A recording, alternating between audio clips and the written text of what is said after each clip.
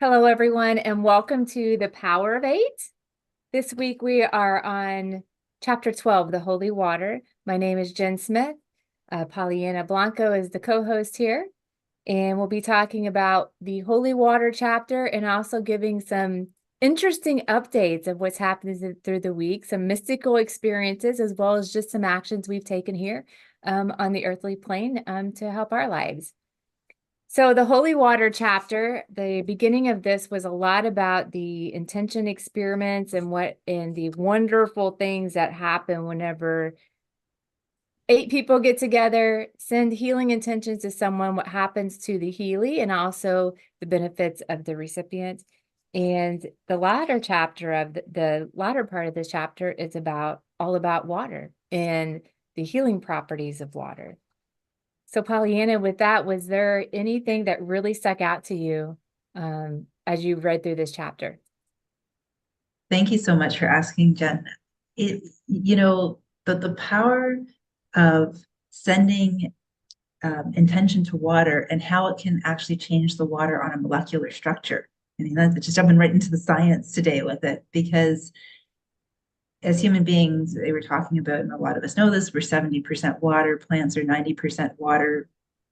And of course, so basically in the planet, there's so much water on the planet. So this whole idea of, if we want to heal the earth, if we want to heal our environment, we have our outer environment, we also have our inner environment. And the talk about the studies that were done, I think it was Rusty who talked about studies with uh, intentions on water, like thoughts, emotions, feelings, and how that changed the structure. And so, really, the implications of this chapter are so profound, because those intentions, which sort of at first might sort of sound like on the thought level, there's this like lattice work or network of energy transfer that happens on so many levels than just the mental level. And I think this is very important as a reminder for all of us, because deep down inside on a soul level, I feel like we already know this. It's just we have these moments that kind of reactivate a remembrance in us. And that's what this chapter did for me. How about for you? What stood out for you in this chapter? Well, the beginning here, before we get to the water part, was all of the different things that happened with people through the healing intentions. And I can relate to each of these because um, with just heal in the healing room, I've came across each one of these situations where, the healing energies, one of the recipients had neck pain and that got relieved. One of them had a tremor in the right hand, which had some healing afterwards. Backache, pain, or hip joint pain. Energy healing is wonderful for your joints and those type of pains. Left knee, and then it goes on. And I mean, I've had all of those happen in the healing room. I mean, have been your experiences? Has it been similar? Yes, definitely. The relief from discomfort, physical discomfort. One of the things when I studied Reiki on multiple occasions was how often things start way beyond the physical first. By the time they land in the physical, they've gone through the different layers of, our thoughts and our emotions into the physical body. And even, just how we unwind all of that on the healing table. Like I've witnessed people, you know, feel relief from this physical discomfort as well as emotional and mental discomfort, because it's all interconnected. Like it's not separate. And even my own experience receiving healing from others, or doing healing work on energy work on myself, I feel like a lot by the time it gets to the physical, uh, those other aspects, the emotional, especially the emotional, has a big, yeah, impact on the body. Is like our signaling system. It's the system that says, note to self, note to self. Um, there's something going on. And what I think we often tend to do in our sort of mainstream culture up until now although I believe that and trust that that is changing day by day, moment by moment, with so many people awakening, is we tend to um, do one of a number of things, like make the body wrong, uh, create even more of a divide between, see ourselves as somehow separate from the body, and the body is this burden that we have to deal with, and it's not our friend, as opposed to making it our friend, befriending it, seeing that, even if it's something as simple as, weight gain, that it's because there's certain toxins perhaps in the cells that the body doesn't want to release into the body, because it could create an overload of toxins. So it's actually storing the fat to protect you. So it's having different conversations and a different relationship to the body. I feel like energy work is something that is that bridge where it allows us to get out of that fight or flight, feel calm, and then be able to tune in and listen to the messages in our body, and also just be open and relaxed and receptive enough, even if we're just simply there present, to not be in that fight mode, to be in that open receptivity mode. So yeah, I've seen it on the table working with other people, like I've seen numbers go down, in terms of inflammation in the body. I've I've seen that from working on my mom, actually, because she's been on high dosage prednisone, and her numbers have gone down with regular Reiki treatments. I've also witnessed just internal strife, is how I want to call it, right? It's a combination of maybe anxiety, overthinking, worry, pain loops, that kind of just relaxes and allows some spaciousness. And in the spaciousness, the messages can come through, the inspiration, the aha moments, the insights. And then it can be, the energy work can help to reintegrate it into a new experience of being with the self. Yeah, so people who are listening who really understand energy healing can understand what we're saying. People who may be new to it, I always try to explain to them, like, we have the physical body, and then we have energy, lots of layers around us, our aura or our biofield. So, the signal with, you have the emotional body and then the mental body. So if you can take care of all of this energy around you before it gets into the physical pain. And I kind of visualize this as, I don't see this, I can feel it. But, if something is in the mental body and it just keeps moving closer and closer and closer to the physical body. So we're going to have some things in our energy field if we have some worries and doubts and we internalize it, but we can release those. So it's better to really work on that mental and emotional state before you let it just sit there and not take care of it. That's whenever you start experiencing physical pains. I think people can understand that, can kind of visualize that, just as, because we think in terms of pictures and visualization. So that's just a way to help people understand what's going on. So not masking the pain we have in our body, but to what's going on here and then releasing that. Yeah, I love that. It's a beautiful, elegant, simple way to like express it and help people to understand that better. Yeah. Yeah. Yeah. So, yeah, I love what you had to say about all that in the healing room, because it's so true. But also, it goes on to explain not only on the physical part, but in these intentions, and because of how powerful we are with manifestation, and how our thoughts can become things. There was healed relationships. Um, People had self-forgiveness. There was lives that were healed, and a renewed life purpose. So those were some of the things in the book. Um, it also mentioned that there was a recipient, Hilda, who she was going through cancer treatments, and she was able to come off her medication uh, that she was supposed to be on for the next 10 years. There's people who had manifested money. And I love that part, because it's like what we believe and truly believe is what we can manifest into our world. So I did this yesterday. I have this belief that whatever, like money's just energy. So whatever I give will be received somehow, but there's no expectations on where it's going to come from. You give freely and then you graciously receive. That's what my mentor Bob said. You give and then you graciously receive. But that happened like all in one day yesterday for me. I was going to, and it's just a simple little story, but it's just I love the simple stories of life because this is how it happened. And then whenever you have all these stories add up, it can be a really fun time, while we're living out our lives. But there was someone, I was going to the store to get some paint actually. So it was like Lowe's. And there was a guy who was pushing his cart across the road and I was driving slowly, getting ready to park, and he stopped me.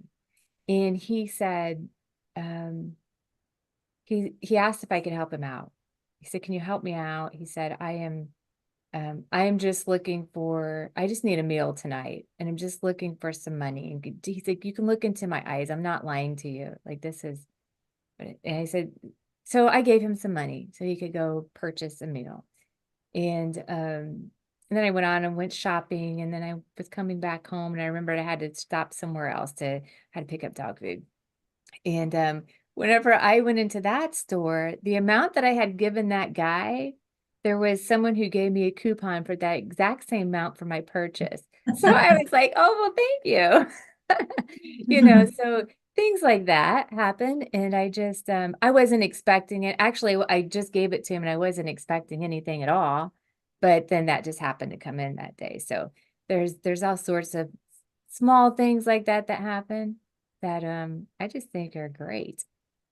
That's a great story. I can relate to it also because this past week I had another little story like that happen with I did a scuba dive for the first time in 20 plus years. And I was sharing that with you before we got onto the show. And it was a breakthrough moment on many levels. But in terms of like that, what you're sharing right now, the alignment, one of the things that had happened beforehand was I decided to get really calm and really clear on my intentions and take full responsibility for them. And so that meant I was responding rather than just saying, "I'll see where the wind blows me," and reacting to things. Like I got really clear. And when I got really clear about my choice, then a lot of things that beforehand, fears that had come up, insecurities, hesitancies, doubts from myself and others around me, sort of almost like it's reminding me of those random number generators that the Institute of Heart Math talks about, where all of a sudden, when people focus on a single intention, which is like the peace and the power of eight experiments, all of a sudden the numbers become non-random. They become, the opposite of that. They organize themselves. And so what organized itself on a very literal level was normally it would have been a big boat, which has its advantages, but it would have been a slow boat, it would have been a very long day. But at the end of the day, in hindsight, looking back, it was nothing short of miraculous. We got a small boat, which was a quick boat, which because the other boat needed to be repaired, which almost never happens. And the other people on the boat, it was such a funny soul mirror. The woman, there was a couple, the woman hadn't dove in 20 years. And she was very relaxed and down to earth. The very first dive site we went to was a relatively shallow dive site where you could see the bottom, no walls or anything like that. And I had set the intention that I'm going to have a safe, fun, relaxed, calm experience diving, not only for myself, but for everyone on board. And it couldn't have gone more smoothly and more happily and better. And so again, I feel like that was a big reminder about the power of our intentions and where we put our focus and where we put our attention, because there was a lot of noise and I could have gotten distracted by the noise. But instead, like you were sharing with your story, you know, you made a singular choice, a singular decision, and you owned it, and then you released, you know, that and went on with your day, and then the day mirrored beautiful things back to you. Mm-hmm. Mm-hmm. Yeah. And the intentions are important. I try to start my day with just like flow and ease today. Just go with the flow, stay in that connection, you know, and because that's when all these miraculous things happen. Small things, big things. It's wonderful. Um, Jen, it's fun that we're talking about holy water today yeah. when you just said that, because that is the flow and the ease. It's that allowing space for that divine presence to be ever present and to have that, like, I've been hearing this message recently too. And it was kind of funny because I realized it kind of got a little inverted when I was underwater, but that's just a funny aside. But don't look down, look up, right? And and it's this whole, and I am joking when I was underwater because I didn't really want to look up, but just that I think that was the universe playing and having a sense of humor with me. Um, that's how I'm going to choose to see it, right? It's this idea of, I feel like just knowing our intention, our truth, and being open after that, like not, I think what I want to just remind people listening who are maybe newer to this, that what we are saying is, yes, have an intention, but don't be attached to an expectation around the intention. An intention is not the same as an expectation. Just want to make that discernment for people listening who might maybe think they're the same thing. Because I've also, like all of us, done the opposite, right? And then we try to control things and then get those emotions and thoughts that come in with disappointment and confusion and frustration, cancel, clear, delete. And instead, it's getting clear about, what do I want in this moment? What is my soul, for the highest good of all, calling me forward, to claim, and and how do I want to show up, how do I want to serve, what do I want to be open and available to and for and as, and then set that intention, and then just trust that it's been heard by the divine, and then relax into that trust, release it, in other words, surrender, knowing it's already done. And if it's already done, it's already, if you can, this is something I firmly believe too. And it happened before the dive too, because I kept seeing myself going off the back of the boat where you fall in with the tank. And that was something in the past that I was always afraid to do. But every time I saw myself doing it, I was so relaxed and trusting of the water and calm. And that little voice kept saying, I know I can do it. I know I can do it. I can do it. I can do it. And it was there quietly in the background through all the other static on the line. And I also felt into, if I just stay where it's more comfortable in one sense, what would that be like? So I kind of felt into it, and it felt kind of like tight.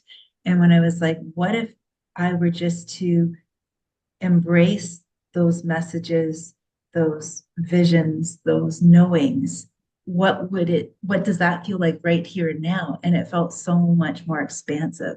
Yeah. And that felt like the flow. And it wasn't that I was attached to it going like that. It was just that I was open to embracing in this now moment how good that felt. And when I did that, then I was able just to stay literally moment by moment, and yeah, and just stay, not get ahead of myself, not look back, just be here now. Right. What you described, and I often say this to people, is you have to get out in front of it. So whenever you were describing, falling into the water with your tank on, like I can vision that. I can see that, and getting out ahead of it, getting your energy ahead of it would be visualizing that in that calm, peaceful state. And then whenever you're actually there doing it, that's what's going to happen. So, I mean, that's a great way to do things for people if they're stepping out and doing something a little outside of their comfort zone, is to get out ahead of it with your energy and visualize it just as you had explained. I love that. So I just wanted to go into that a little bit more because that was coming into my awareness. So. I really like that term you used to getting out ahead of it. Yeah, yeah. Um, creating that good scenario, right? And I just want to add one more thing that just popped in really briefly. And I think for a lot of us, if we're completely honest with ourselves, we have flashes, we have knowings. And that's often what gets us excited and motivated to step into new areas in our life. Mm-hmm. And that that's kind of like that proverbial carrot, right? That's dangling there, right? And the key is to really, it's for me in my own experience, and everyone's unique, it's always been like a glimmer, like it's something that just flashes and it feels, it's like a bolt of lightning. It's a knowing, it's like, oh, I just got a little sneak preview of something. Mm-hmm. And I can't hook into it. I can't, like this. I'm not meant to, but I am meant to see it and to let that knowing guide me in the moment without living in the future in this now moment. What's my next right and perfect step? Please guide me. Like I'm, I'm open to, because that's the other piece. It's the patience piece also, right? Because if you're in the water, gosh, I feel like I could do a meme. Everything I ever learned about life, I learned from scuba diving. I was joking about that the other day because you have to breathe constantly. The golden rule in scuba is never hold your breath, which I think is a golden rule in life. And yet, how often do we do it, right? In the face of uncertainty and new things. Breathe slowly and deeply.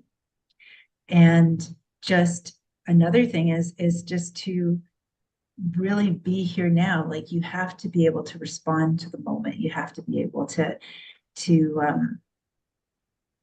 to equalize literally, though each, shift that you move through as you go deeper into experiences, right? To be able to notice, okay, there's a little bit of discomfort here.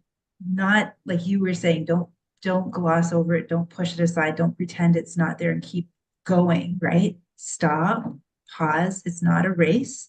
Check in, maybe go back up a little bit, notice the difference in the feeling. And then when that feels calmer and better, then continue to go down with a new awareness, deeper and deeper. And so I'm like, okay, this is starting to be like a metaphor for, really how to live life. And it was funny because the instructor that I went with, he said to me, now you just have to do this on land, you know, because I think, when it's that's the beauty of expansion, right? Just carrying over these practices, whether it's on the meditation cushion into our how we have dinner with our family, Mm-hmm. or show up at work, or we're doing, a sport or something, and how those transferable skills can, being in a flow peak state can Sure. support us in other areas. Yeah. Mm-hmm. So water, all about water. Diving into the water. I'm so happy that you got to do that this week. There were some things about how the molecular structure of water can be changed. And there's so many studies on this that proves that this happens whenever you put healing energies into water. They do it with sound. In the book, there was, energy healers that would put intentions into water and can change the structure of it to make it more pure. And I love that because at home, what I do is I have this large rack, this which my mother-in-law bought me. I might have talked about this in a I don't think so. I'm no, curious. okay. Yeah. And so I don't drink out of our tap water because to me, it doesn't taste good at all. So we buy bottled water. So I buy lots of bottled water. And on this rack, like right whenever you're walking out, we always walk through the garage when we're leaving. I have it right there. So it's easy to grab the water and drink it on the way out. And I think being hydrated and drinking lots of water is important. So I always take out all the bottles and I put them on this rack. And it's a rack. It holds four racks all the way across. I don't know, to hold probably 100 bottles. And I line them all up there and I do an energy healing. I just put the energy healing into the water on all of those bottles.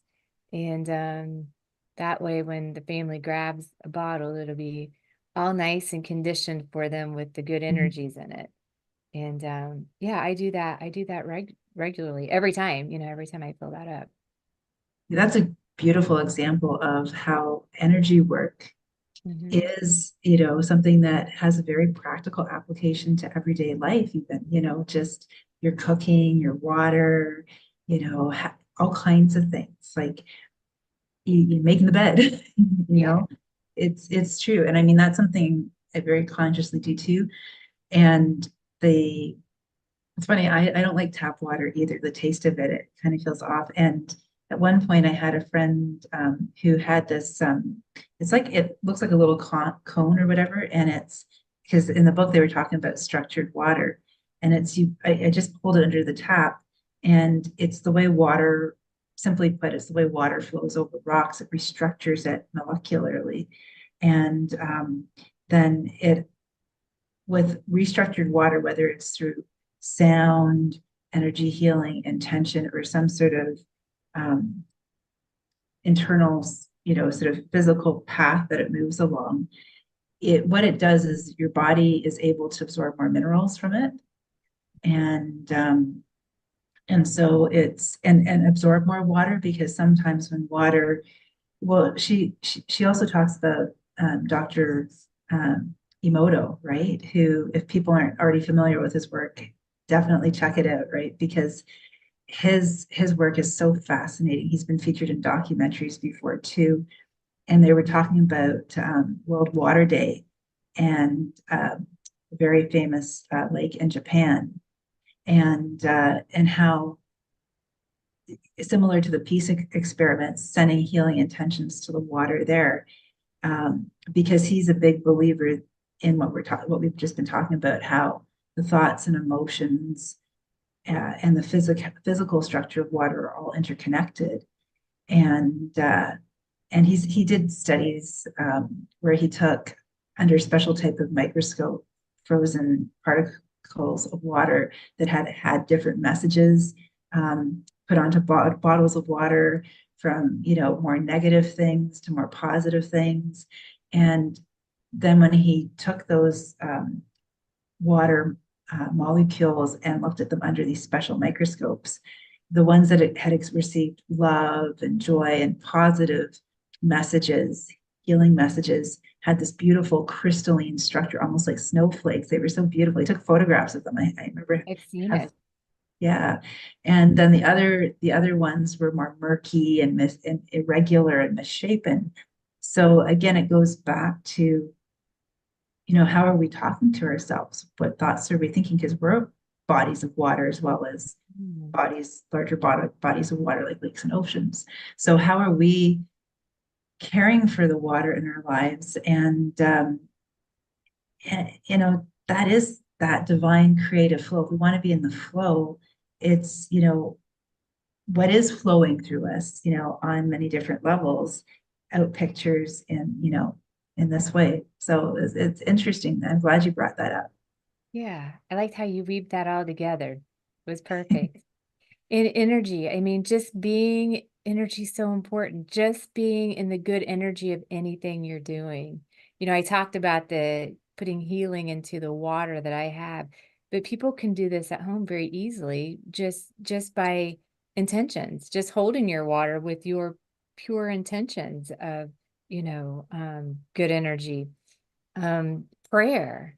Prayer. Oh, I've seen where people measure the energy when they pray over food and when they pray over pray over water. So, it's the same thing as sending healing intentions. You're sending those positive healing intentions with your prayer into food and water. And you can even play a game too. Like you can send gratitude, like you're saying, intentions, prayer, gratitude into your water and have 2 glasses of water. Have some fun with this. Have one that maybe you have maybe three. I remember doing this experiment with a friend of mine who's a energy healing facilitator here on the island. And she did this at one of the yoga studios here, where we did different experiments with water and then some with yeast also. And it was so much fun. I think that was back in March that we did it. And just, sending the positive energy to one glass, having a control glass like somewhere else off in the corner, another one where there's no positive intention sent to it, and then maybe another one where maybe there's worry or something else sent to it. And just see if you notice, just hold it, be present with it, see if you notice any differences in temperature, taste, how easy it is to swallow, the color, even if the color changes, if the odor changes, like use your 5 senses just to notice, and sometimes those are the fun, playful moments with what we've been sharing. And water is such a good example of it, that if you're curious about energy work and you're wondering, is this, is there something to this? This is a great place to start. Yeah, I love that because you would be able to notice the difference in taste or Yeah. whatever else you notice with the 5 senses. Same thing with plants. If you have 2 plants, you can send one loving, have one a control and send the other one loving healing intentions.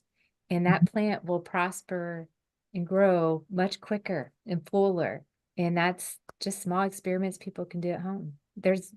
These are documented everywhere that people have done this. So yeah, it's we can make our home our own experimentation lab. Exactly. And that's what makes life really beautiful too, is if you start just, I love that you mentioned the plants. It's like when you think about your environment at home, just how are you showing up for it? Like first it starts with how we care for our inner environment, because when we, and then it ripples out from there into all these different ways. And that's something in my own journey that I've become more and more present to. It's like the energy of places, and that we have choices, and that we don't have to just be anywhere, or that we can shift the energy in a place, or we can, and it starts with, like you were saying, starting the day off with intentions, and being open and being curious, and following what brings us, joy and happiness and connection. And then something shifts, and it's like all the signals that we get, whether it's in our body form, mentally, emotionally, these are become, rather than the truth, they become just like steering devices, like a steering wheel on a car, to say, okay, keep going straight. No, go a little bit to the right. No, now almost like a compass, even maybe more than a car, so that you can start to navigate through the different experiences that are showing up in your life, and know that you are the one who's steering, or using the compass, as opposed to the car driving you, or the compass telling you where you must go. And this is, I think, one of the greatest applications of some of this, in our everyday lives. How can this is something in my own journey I've been learning to and playing with a lot too. Oh yeah, it is. It's interesting. It's interesting to use your own life and for me, like just being aware of what's coming into my life experiences, because that's what we're creating. And Yeah, it's yeah, very evident that, for me, the more I have paid attention to it, and very much this year a lot, just all the little details of what's coming in. You had mentioned to take care of ourselves first, right? And that's so important because you got to take care of yourself first before you can help other people too. yes, And in the book, one of the things she'd mentioned in this caught my attention was when they were trying to make sure that it was a scientific experiment, that some of the energy healers, they didn't want them by the equipment because they put off she said a radiation. I don't really like that word, but it's more of a frequency. yeah, a frequency that could affect, that could affect the machinery and not have the valid results that they wanted. So, but that's true too, because the more you focus on yourself, the higher vibration you're in, that higher frequency you're in, and that can be recorded as well. And I'm getting an intuitive hit right now that someone watching this, or maybe a few people potentially watching this at some point, I heard, I'm gonna trust this right now. There's someone out there, and I just want to reassure you, it's not selfish. It's self-responsible. We have a lot of programming that many of us, myself included, have had to unwind about, is this selfish, and make a discernment, because we thrive in belonging as human beings and in community. The community within ourselves first is a community. It's not just, it's multifaceted, it's multidimensional. Like we've been sharing this since our very first, top book chat, that, we are physical, emotional, mental, spiritual beings with consciousness. And so that's like having a whole, boardroom discussion or family dinner, inside of ourselves, with all these different, layers to who we are. And so the clearer, we can each be about, where are we taking choices from? Are we taking them from a part of us that's scared, a part of us that's wounded, a part of us that is inspired, a part of us that is, and ultimately through the light and love of our awareness, bring them all into this reunified whole of, self-love and self-acceptance. Then life starts to get easier over time. We start to become this one stream rather than this, kind of spring break wild boat party. It's like, and it gets more unified and more streamlined and more focused and more integrated. And that's what energy healing can help us with too, is to get back into the flow of who we are, and to love and accept ourselves, and to turn down the noise and dissolve the static on the line that's keeping us from doing that. Because that's where it's very self responsible. The message is about it being selfish, focusing on the self. If we're going to be able to respond to other people, we first need to be able to respond to ourselves, rather than react. So this is how one of my my Reiki teachers had said to me, when you do something in alignment with a knowing of your highest good, it's for the highest good of all. So yeah, I love how you describe that. And when we can come to fit all these pieces together of who we are in this positive, self-loving way, it positively affects everyone else around us too. Because our responses are different. Our responses are different because it's coming from that place of a divine connection. Yeah, because I think sometimes two people have received programs or belief systems around, especially for women, I would say, around, it's better to give than to receive, in the sense, but that gets distorted. It is important to give, and then there's a receiving and there's a flow. However, sometimes that gets distorted into giving to get, or giving, and that's the attachment piece that I was mentioning earlier. And it becomes, when everyone else out there is okay, then I'll be okay. And then that's an imbalanced energetic state and frequency to be in, because there's too much interference on the line, right? One of the greatest acts of self-love is to really notice it all without judgment, and to begin to get clearer and clearer about what keeps us in the flow and what distracts us from the flow. And that's, thinking back to the chapter, Holy Water, right? What makes something sacred, what makes something divine?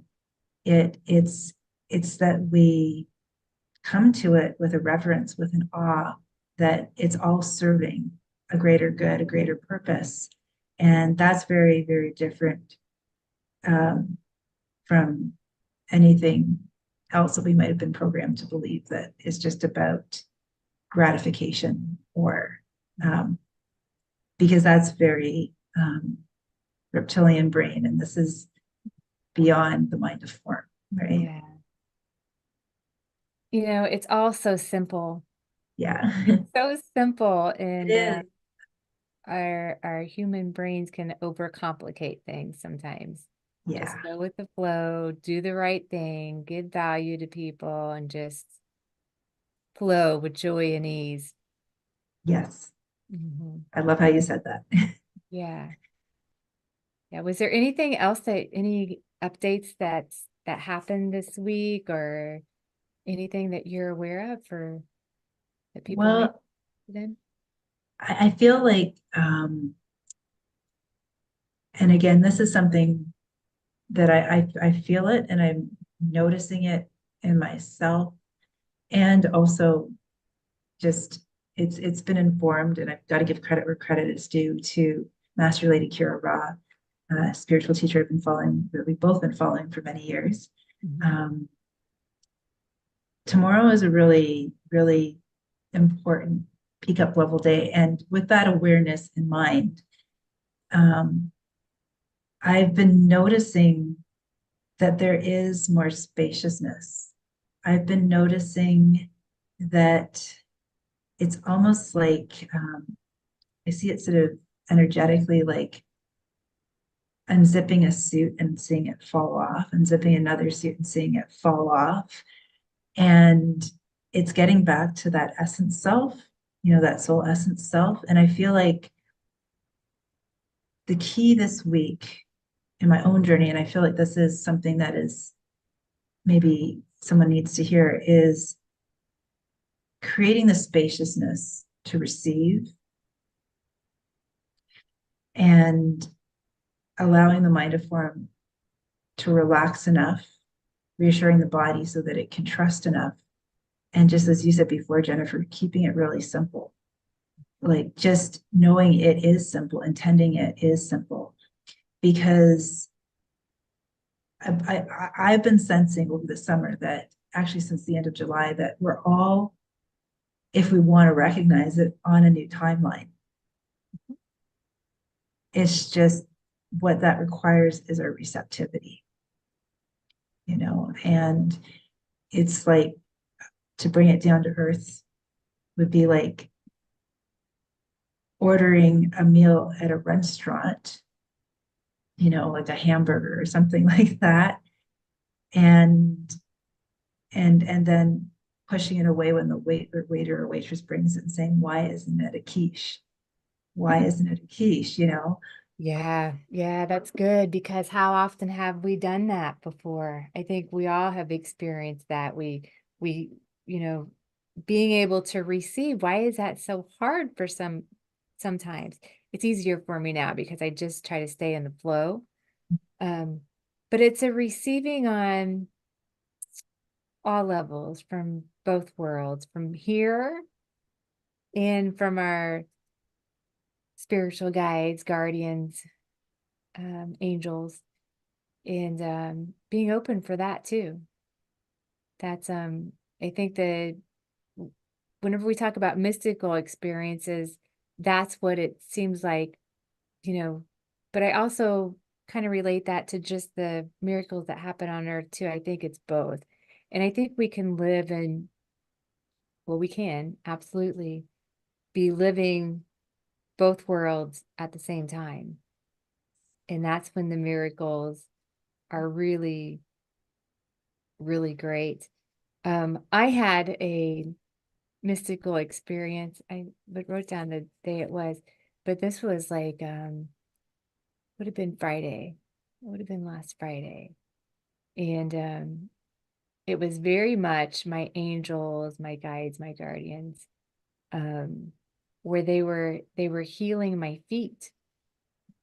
Beautiful. And it was like they had them even like wrapped up, and my feet were so hot because you know, I'm here too, so I can feel it. My physical body, like my feet were so hot, especially probably around my energetics. And so they just kept rubbing my feet. And every time they would rub my feet, then they would feel okay. And then there was instructions on what I needed to do over the next 2 hours. So it felt like a deeper cell cleansing. That's what it felt like to me. And those are the mystical experiences that you have to be ready to receive and to trust. And it just makes you go, wow, wow. Mhm. We are so loved and protected on all levels. And yeah, so it was really, really good. I'm so And happy you had that experience, you know. yeah, yeah. And that's trusting because when you go into those experiences, because it just doesn't start like that. I mean, there's a little bit of dialogue and conversation. You have to be open and you have to trust. And you can't, and this is where no Yeah. fear. Because if something like that may be unknown to us, and we introduce fear, then for me, it doesn't go on. Like then you just pop out of the meditation. And that's a good point because another way I think we introduce fear is trying to understand it with the logical mind, Yes. to pin it down, to kind of attach something to it, like a meaning or something like that. And now in my own journey, I just don't. When I receive like a download, a message, an inkling, it often comes to me in the form of an inkling. Why don't you maybe do this or go here or write this down right now? Or, it's like I just trust it. And if something in my plans shifts or changes, I just go, oh, interesting. We're going this way now. And as long as it feels expansive and joyous, and that's how I use that navigation system, right?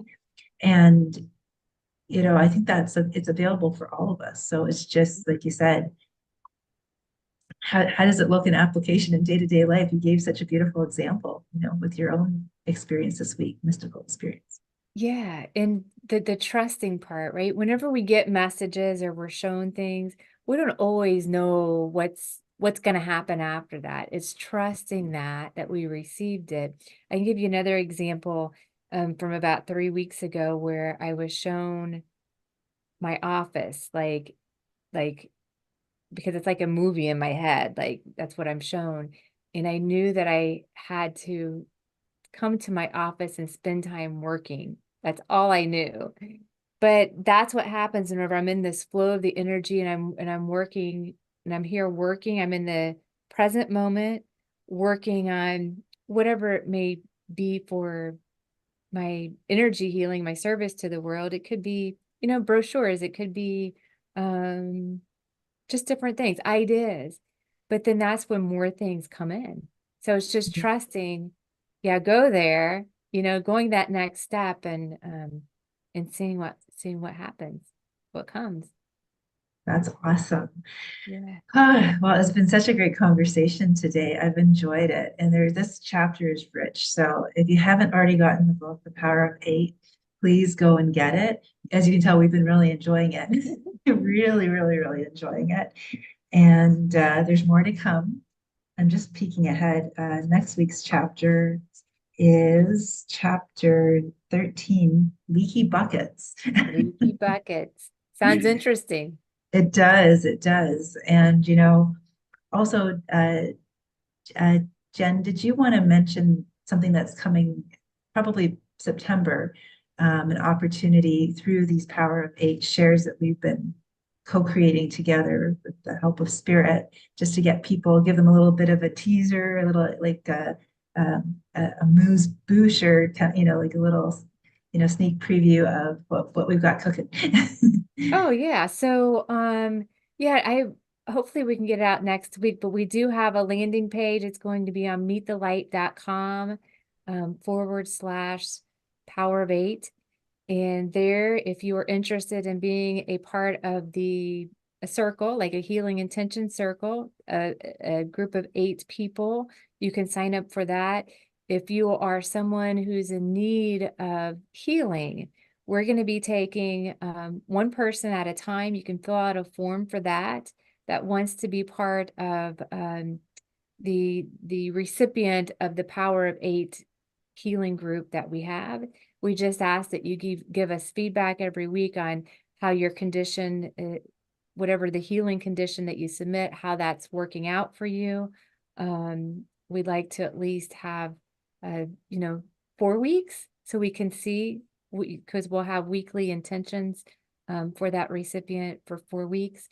We just require feedback so we can continue, and we'll continue that service for free, one person at a time, for as long as we're doing this. And I expect we'll be doing this a long time because this is a very joyful project for me.